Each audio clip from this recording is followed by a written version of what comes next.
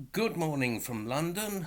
Very changeable weather here today in London and not too summery.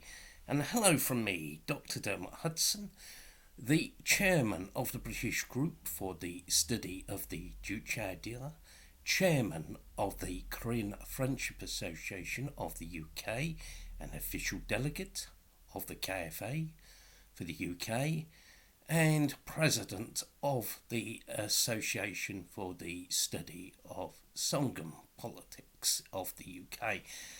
And today I'm going to speak again about sort of propaganda and disinformation against people's career. In particular, the orientalist and racist nature of a lot of the propaganda against the DPRK. Now, I've been inspired to do this by an excellent article written by John Marchant, a member of the Staffordshire branch of the Korean Friendship Association of the UK, who's written an excellent little article about this, which I'm going to read out and add a few bits to. And, just would say before I do that, people have, asked me when I've been on podcasts or done one or two interviews or even in private conversations, why is the propaganda against people's career so intense? Why is it so vitriolic? Why is the DPRK demonised so much, even more than the old Soviet Union was, or China was, or China is today?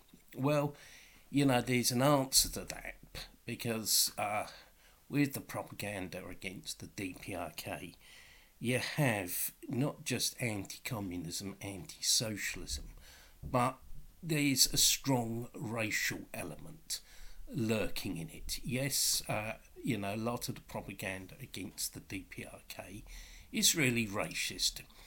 And being anti-DPRK, it's really racism for for liberals. It's something that white, privileged, middle-class liberals who want to be racist, they can get away with. It's sort of the acceptable form of racism that liberals can espouse, because if they know that if they said stuff about black people or about Muslims, they'd be in a lot of trouble. So they attack the DPRK on racial grounds, and hide behind sort of fancy phrases like, personality cult or human rights, dictatorship and the like.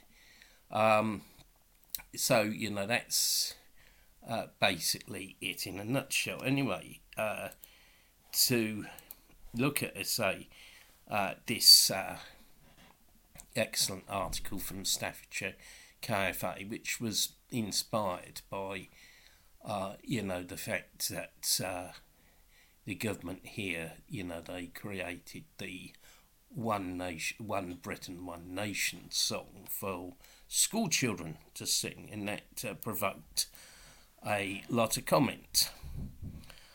So anyway, this is the article from Staffordshire KFA, which I'm going to put in the links. Every time that there is an authoritarian measure brought in by the state, some people will shout the trope, "It's just like North Korea," quote unquote. The latest example was the derision poured upon the One Britain, One Nation song, which was introduced into the British primary school system by the UK Education Secretary Gavin Williamson. The One Britain, One Nation song was being denounced, and I quote, as being akin to a North Korean anthem. a left-wing group on its Facebook page, had made a video mocking this song using DPRK imagery. Another instance of the Orientalist approach towards Korean issues was the Lazarus heist, produced and broadcast by the BBC World Service. The Lazarus heist alleged all sorts of fantastic tales about the DPRK and computer hacking, with many inconsistencies. This BBC radio programme, with its strange and sinister sounding background music and over-the-top narrative, was so reminiscent of the Fu Manchu stories, with all its nasty yellow peril stereotypes. In his 1978 book, Orientalism, Edward Said described Orientalism as the West's contemptuous depiction and portrayal of the East. We have Orientalism in abundance in regard to the DPRK being characterised as a closed country, the Hermit Kingdom, starving North Korea, and the world's worst dictatorship. Through ignorance and prejudice, many people, some on the left who should know better, do not understand or appreciate Korean history and the background to events in Korea, or worse still, are not aware of the true nature of the political and social system of the DPRK. Ultimately, this kind of Eurocentrism, chauvinism and bigotry is the recruiting sergeant for a possible war on the Korean Peninsula by the imperialists. A lack of knowledge of the DPRK plays into the hands of the warmongers. The Korean Friendship Association, all friends of Korean progressive forces, have a duty to combat the torrent of lies and misconceptions told about the DPRK through the active exchange of information and culture about the Democratic People's Republic of Korea among the public in the UK and other Western countries.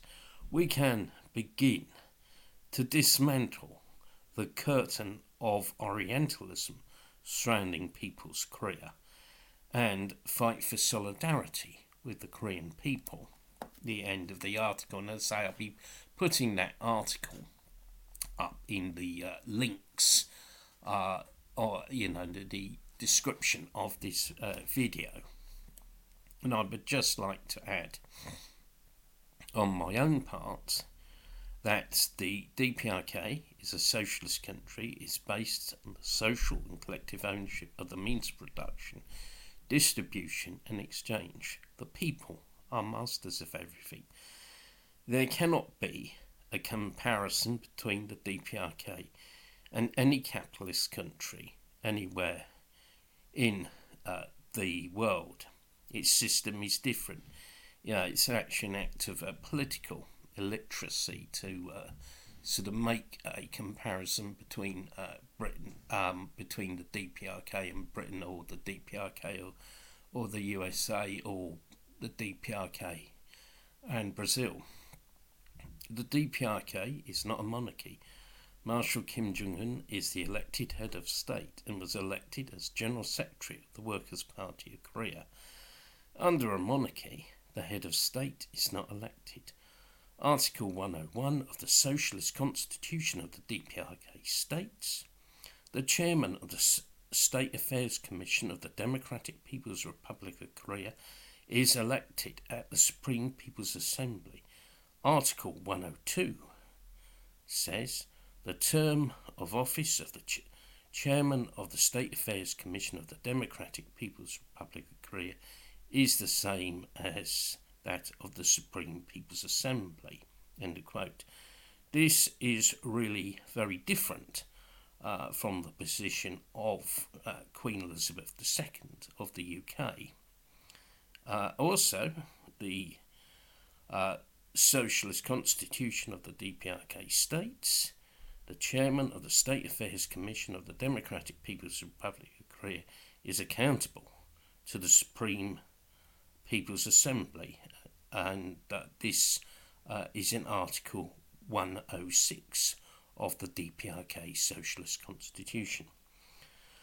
Of course, it is true that the DPRK values its independence and has a strong independent spirit based on the Juche Idea.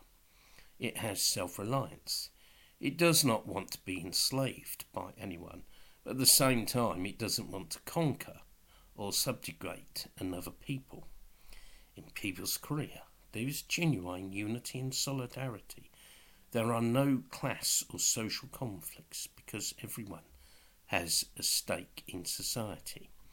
In People's Korea, you have socialist patriotism, which is based on pride in and love for their socialist country, which is run for the people and for the benefit of the Korean people.